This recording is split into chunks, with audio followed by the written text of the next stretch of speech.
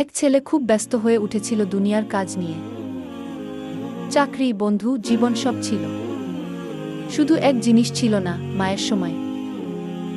মা একদিন চুপচাপ বললেন, বাবা, আজ তুই একটু আমার পাশে বসবি?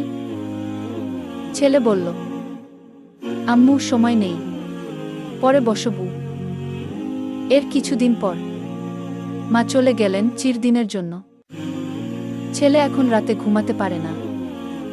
মায়ের খালি বিছানায় তাকিয়ে শুধু বলে, একটা মুহূর্ত যদি আবার ফিরে পেতাম, আমি সব ফেলে তোমার পাশে বসতাম আম্মু গু। হাদিসে এসেছে, জান্নাত মায়ের পায়ের নিচে গু।